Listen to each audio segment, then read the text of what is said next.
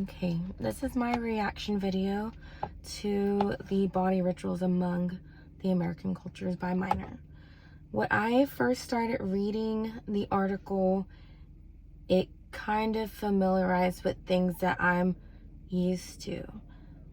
And I got to thinking the more that I was reading, it was about the culture that we live in. And it is by the American culture, but the way it's worded makes it think it's about something distant, almost like it's in an outsider's perspective, like someone that had barely met humans, almost.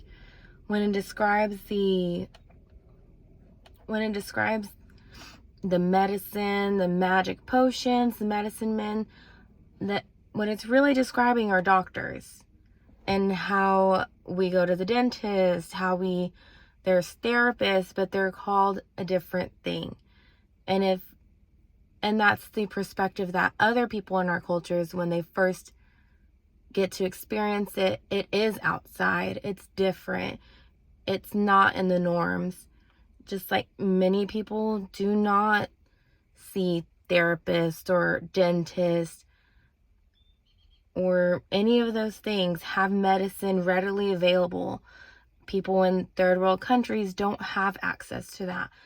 And I can see how it makes you think, the article makes you think in that kind of perspective of being an outsider. Just the way it worded things, like there's a magical potion that this person takes so their ailments can go away. The practices of what they described is what we do nowadays, as far as the brushing the teeth, but it's different. We don't say it in that way. We say it more commonly known today, rather than saying, I took a bristle boar brush to brush my teeth with magic powder. It's different. We don't describe it that way. But to outsiders, it's not norms. It's not native to what they know. So those practices are not always known globally. What we think here, we think they are normal. But to people that are in third world countries, it's out of norms. It's not normal. Like having running water in your house, they don't have that. They have to walk miles to get water that's not clean. It just gave me a new perspective of how we can describe and learn from others about their cultures in order to not offend them, but to make better connections and better relationships. It was very eye-opening to see someone write an article about our daily practices or rituals, how they were described, are seen in almost an outsider's point of view. I thought it was an eye-opening experience. It's good to learn and to see, and it makes me think about my students that I have that do come from different walks of life. I have students that have come from poverty, or I have students that have moved here from other countries.